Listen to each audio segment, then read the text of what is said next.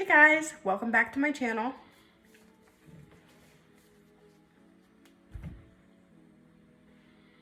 Hey guys, welcome back to my channel. Today we are still working on cutting back our grocery budget by making our homemade tortillas. This is a very simple recipe. It doesn't require a lot. I think it's just vegetable oil, flour, salt, and water, and that's it. I do personally use some shortening too, but that's just when we're making it. I put it on my hands for when I'm rolling my tortillas, which I'll show you when we get there. We bulk make tortillas once a week, and it really doesn't take much. It did take a few times to kind of get the right shape and the right weight. Personally, for the pan I use, the cast iron I use, so you might have to adapt yours a little bit. Just consider the size of your pan. But today I am going to make tortillas, and you're gonna watch how I do that. So first I'm gonna get my ingredients ready. We fly through flour around here because I'm constantly baking or making something. So what I found is putting all of my flour into a 5-gallon, and then this is like what I use. I'll fill this up with flour. This is the on-hand flour, and then this is stored away. So this actually is low. That's why I wanted to bring this out. So I thought I would show you that before I filled it up, because it's very low and down to the bottom. So then I just fill that up, and then I'll work with that from there. I do this, I have a 5-gallon for flour. I also have a 5-gallon for my sugar. I do want to get another one. I just keep kind of putting it off. I wanted another one. It would be nice to have one for honey, and it would also be nice to have one for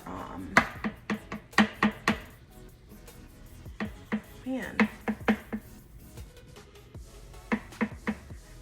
I really can't think of what it was. It might have just been bread flour. It's nice to have, because I do have a separate little jar. It's a little bit smaller than this one. It's probably half the size for bread flour, because I also make my loaves of bread once a week as well. That I usually just make 2 loaves. I'll put one into the freezer and the other in the fridge. Now my husband doesn't really like the bread loaves because I put them into the fridge. I don't want them to go bad, and I feel like they will get moldy after like 3 or 4 days. And I don't want them to get moldy because they're just homemade bread, so I don't want it to go to waste. But he thinks that it gets more of I guess hard. It gets a little bit hard after a little bit if it's in the fridge, and it's just not the same as soft bread, which I get, you know. I'll just toast it for him, or I will also just buy a loaf from the store, and then he can just use that when he just wants like a sandwich. I wouldn't say that homemade bread. I don't like my bread for like peanut butter and jelly. I think that just, I don't know. It's just not the same as a loaf bread to me. Now maybe I just need more experience, then it won't be so bad. See, now it's filled and I can use that today. You know, I think maybe if I just start making my bread more, I could be doing something wrong and it's just not turning out like it should be, nice and soft and light from the store. But I don't know. If you have a good recipe, you can send it to me and I'll try that one out. The one that I use is just a super simple one. That's why I wanted to use it. Anyways, back to our tortillas. So I have my flour. I also need salt. I think it's a teaspoon of salt and 3 cups of flour, a 1/3 cup of vegetable oil, which I just put in this, and then a cup of warm water. Let me check and make sure that's right though. Yeah, that's it. I'm gonna take your 3 cups of flour into a bowl. I need to get a knife. I don't have one of those things that helps level your cup. I just use a knife.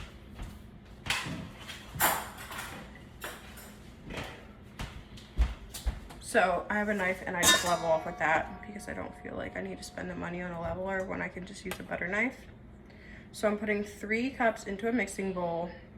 It's a medium-sized bowl you want to use. Am I going crazy? What is that? Like, this is my size bowl. I didn't double it. This is gonna make 8. It says 8. I don't really know exactly how many I'll make, but I usually double it. And I think I get like 11 when I double it. I must make mine really big. I'm not really sure. because I think this says it'll make 8 medium sized, but I think the bigger the tortilla the better, because then you can fit more stuff in it. No one likes to bite into a taco or something and then it's like mostly tortilla. Okay, so I have my 3 cups in here, and then next I want to put in my oil, and I'm gonna take a fork and I'm just going to crumble it together with that. And now we're taking, it's 1/3 cup of oil, vegetable oil, or you know, you could use corn, olive, whatever is your preference. I'm just using vegetable oil. So I'll fill this up to the 1/3. I'll pour it over my flour, and then I'm gonna crumble it with a fork. So I'm gonna go grab a fork. Okay, so I grabbed my fork. Now I'm just pushing it in, incorporating it all together. This kind of reminds me of shoofly pie. Because if you've ever made a shoofly pie, you have your crumble topping, and I just sit there and I just crumble it all together with a fork, and then you sprinkle it over. Now I want pie. This will take just a bit, you know, maybe a minute or so. It doesn't need anything crazy. Okay, now what I'm going to do is I'll start my faucet and just get hot water. It says warm water, you know, so you don't want anything too crazy, but I'm gonna get a cup of water.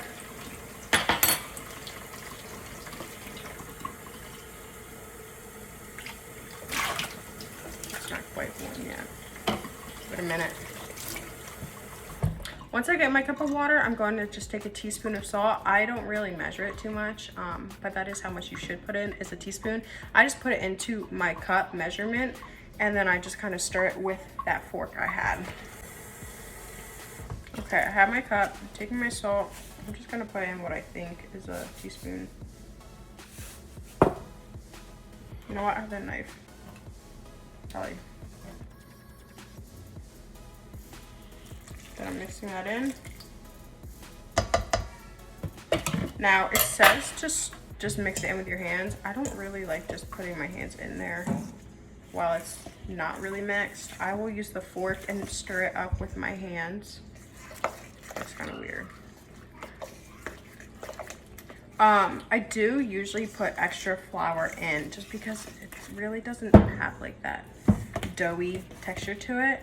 I feel like I usually end up having to put a whole nother cup in, but I don't measure it. I just kind of pour some in, and then I'll mix it until it's, you know, at that right consistency.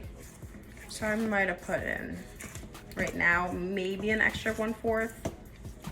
I would say probably a little less than 1/4. And it's still kind of just not there. Okay, now that it's getting more of a dough, I'm gonna take this hand, my right hand, and start mixing it more. Folding it, mixing it. It's still not at that consistency, so my left hand, I'm just gonna grab more flour, sprinkle it in until I get there.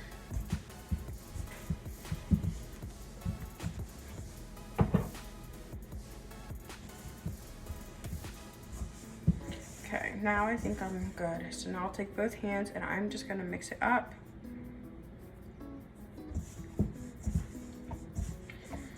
Then after this, it's gonna sit. Let me see, I think an hour.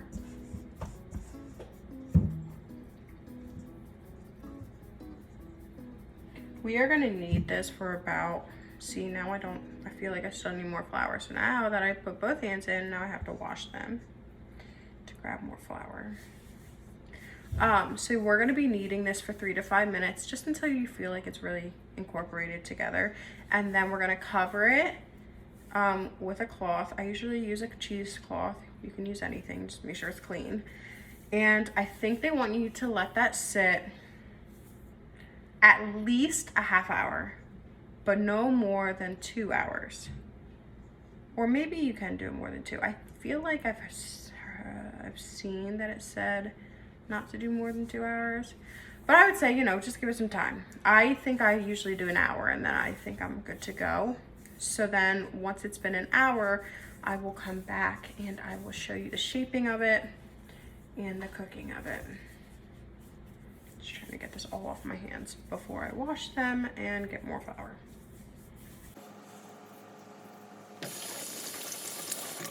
You also could wrap up this dough when you're all ready, when it's all ready, and you can use it up to, you know, maybe 2 days. I wouldn't wait too long to use it. I've also frozen pizza dough, so I'm sure you could freeze this dough, put it in your freezer, wrap it up good. And then once you want to thaw it, I would, from the freezer, I would put it into the fridge and let it fully defrost. And then you would probably have to sprinkle flour on it, and then it should be good to go again. I'm just getting all of this extra flour off of the sides, putting it all together. I'm gonna take it out of my bowl for a little and knead it.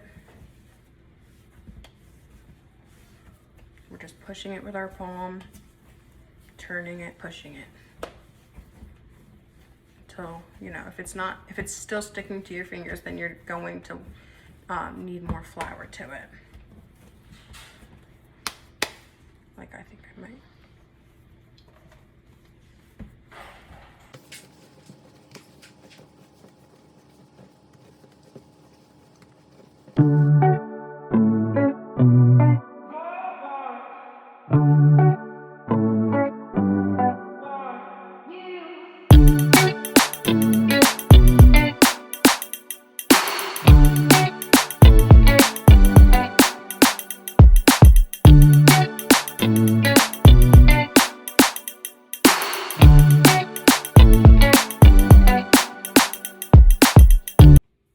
Okay, so I have it sitting in my bowl again. Now I just need to cover it with a towel, a clean towel, not this towel. I'll grab a clean towel. Put it over top, and I'm going to let it sit for an hour, and then we'll come back and we'll be able to weigh it, make sure they're all the same size, and shape them and cook them.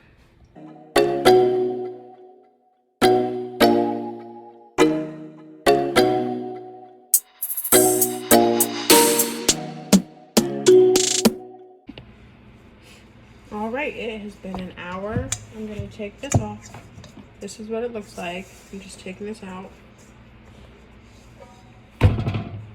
So now, before I start sizing them, I'm gonna turn on my pan to medium high and let that sit. I'm just gonna start making sure that they all measure, weigh the same.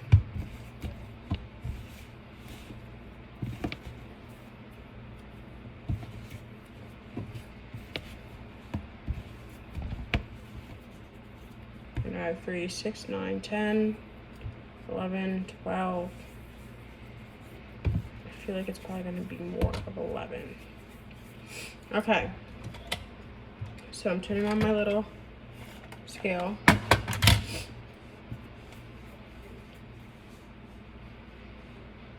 So I want it to be on ounces.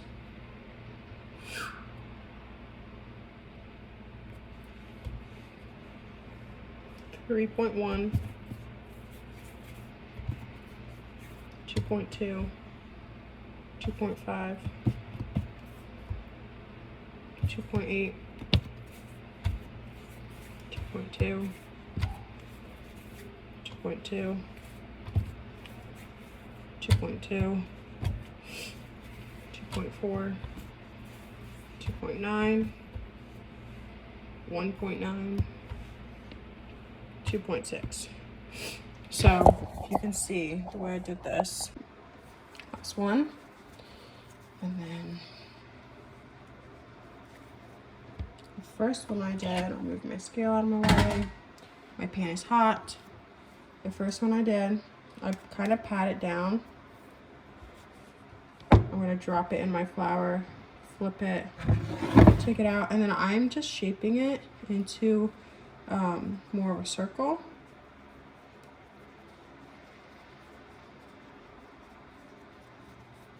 Almost like a mini pizza.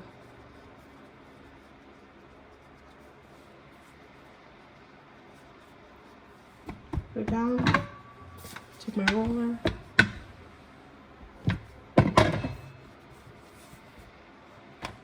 Flip it the other way. Now you want them to be very thin. We're just trying to keep it as much as we can into a circle.